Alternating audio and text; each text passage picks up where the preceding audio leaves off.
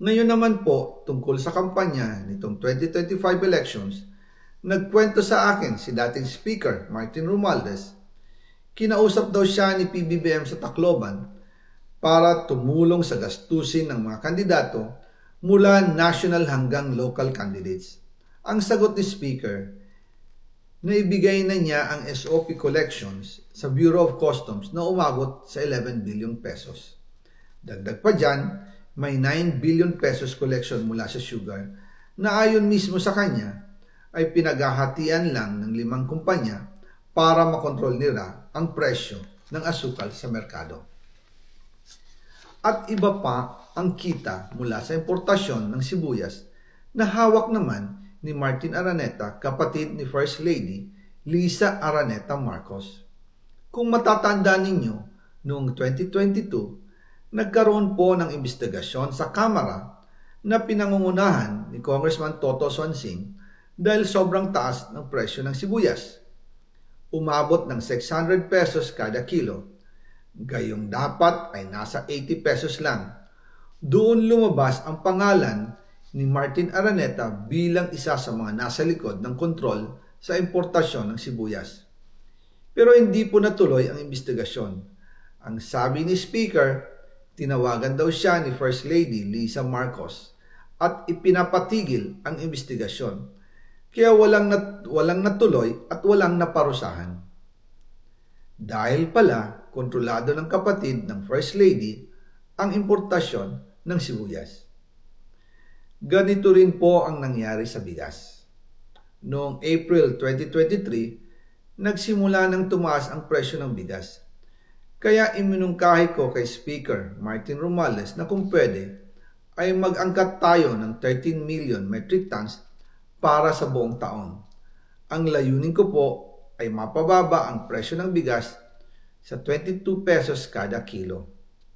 Pero hindi po ito inaprubahan ng Pangulo noong sila ay nasa Clark.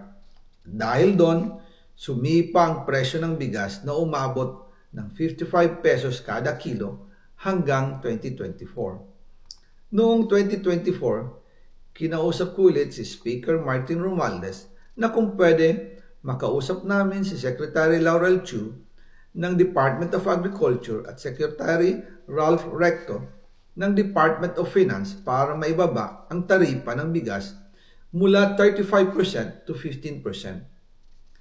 Sinabi ko kay Speaker Martin Romualdez na kung pababayaan natin ang patuloy ng pagtaas ng presyo ng bigas at umabot ito sa 60 pesos kada kilo, siguradong magagalit na ang taong bayan.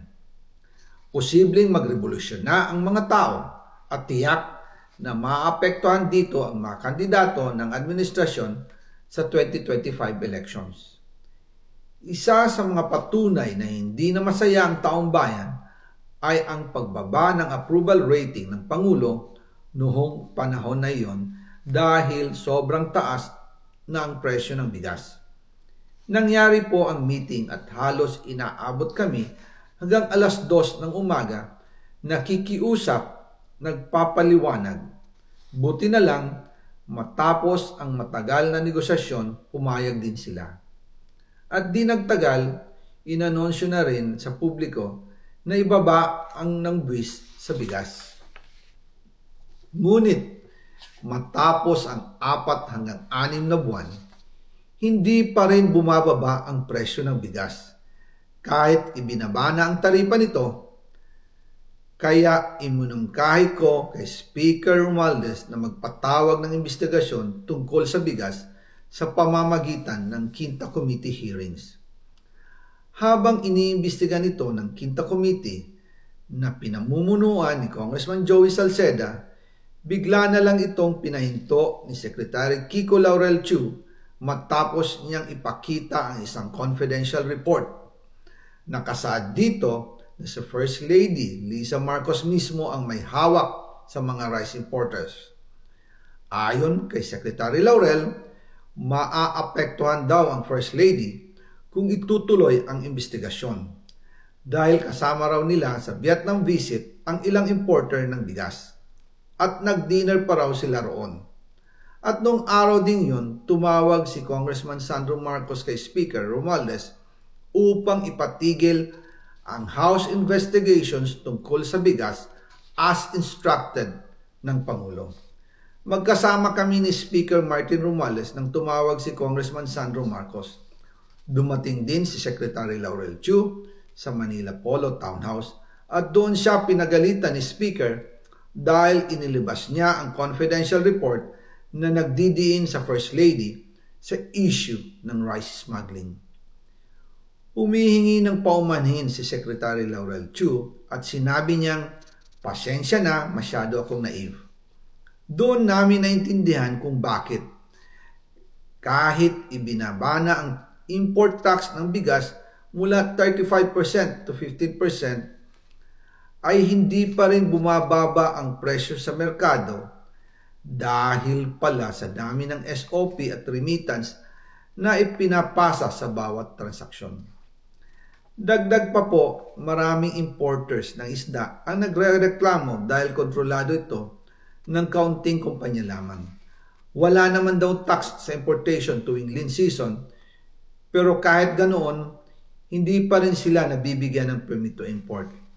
Ang mga kaunting kumpanya na ito lang ang nabibigyang permit to import. Dahil dito, kontrolado din ang presyo ng isda at ito din ang dahilan kung bakit mataas ang presyo ng galunggong. Mga kababayan, hindi dapat naghihirap ang Pilipinas. Hindi dapat ganito kamahal ang mga pangunahing bilihin tulad ng bigas. At higit sa lahat, hindi dapat nagugutom ang mga Pilipino. Wala silang malasakit sa taong bayan, lalo na sa mga mahihirap. Inaabuso ang kapangyarihan, nagiging negosyo ang pera ng taong bayan. Masakit man tanggapin, pero ito ang katotohanan. Ang pinakamakapangyarihang pamilya pa mismo ang sangkot sa ganitong sistema. Mula sa Pangulo, First Lady, hanggang sa anak, sila mismo ang nagtatakda, kumukontrol, at nakikinabang sa mga transaksyon dapat sanay para sa kapakanan ng sambayanan. Hawak at kontrolado nila halos lahat ng ahensya, kaya nagagawa nilang itago ang katotohanan.